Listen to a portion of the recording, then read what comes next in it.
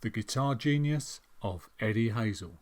One of the things I wanted to do when I started this channel was to try and bring some attention to great bands and great musicians who have either been forgotten or never got the recognition they deserved. Eddie Hazel, to me, was a guitar god. He was a visionary, and with that piece of wood and its 6 strings in his hands, he could take flight. He could touch your very soul.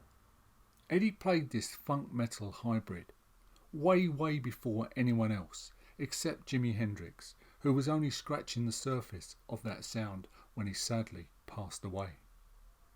Eddie Hazel played through a mass of pedals and effects, wah-wah, fuzz, delay, and to say his playing was acid drenched would be an understatement. It was more like saturated. He was a member of Parliament and Funkadelic on and off through the late 60s and through the 1970s. The history of those bands and their offshoots and Eddie's involvement with them is very complicated, and I'd probably bore you to tears with a history. So, to keep it short, the albums you need to listen to, in my opinion, are Funkadelic from 1970, Free Your Ass and Your Mind Will Follow from 1971, and Maggot Brain from 1971. All 3 are absolutely brilliant albums. Maggot Brain, though, is probably the best of the lot, and Eddie Hazel on the title track performs what many have described as the greatest guitar solo of all time. The track was recorded in one take when George Clinton, the leader of Funkadelic, under the influence of LSD, told Eddie during the recording session to play as if he had been told his mother was dead. Clinton explained, "I told him to play like his mother had died, to picture that day, what he would feel, how he would make sense of his life, how he would take a measure of everything that was inside him." Several other musicians performed on the track. Clinton, though, largely faded them out of the final mix, so the focus would be on Hazel's guitar. Hazel utilised a fuzz and a wah-wah effect, inspired by his idol Jimi Hendrix. Clinton subsequently added delay and other effects in mixdown, saying I echoplexed it back on itself 3 or 4 times. That gave the whole thing an eerie feel, both in the playing and in the sound effects. Critics have described the solo as lengthy, mind-melting, and an emotional apocalypse of sound. Clinton knew exactly what he was doing.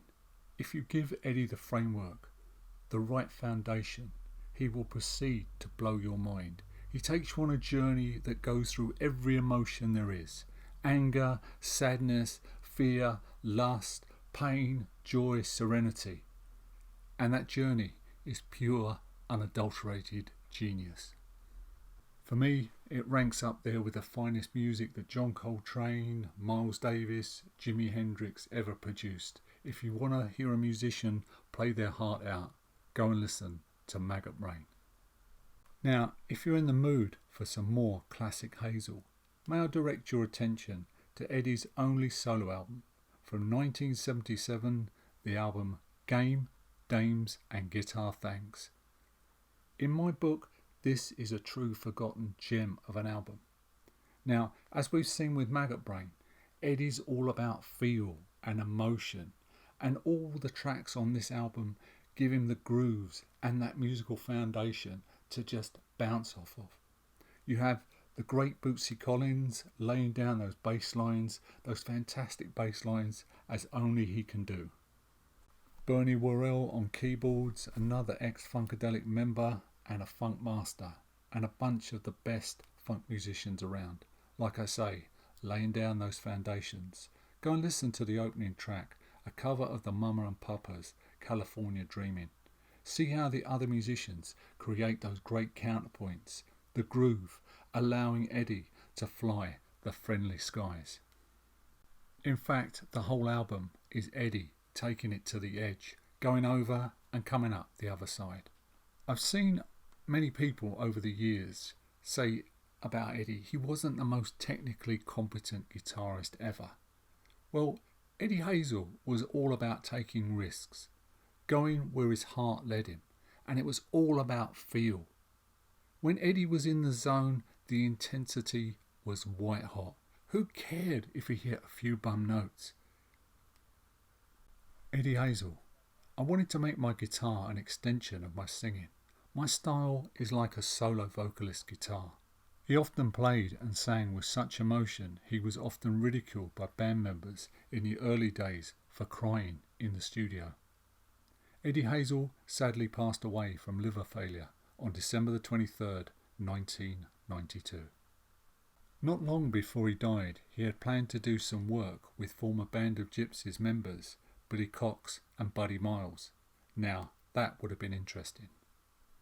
So if I've managed to stimulate your interest and you want to go and listen to some Eddie Hazel, please check out those albums: Funkadelic, Free Your Ass and Your Mind Will Follow, Maggot Brain, and Game, Dames and Guitar Things.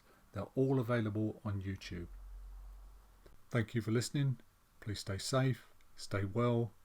Please like the video and subscribe to the channel, and I'll see you in the next video.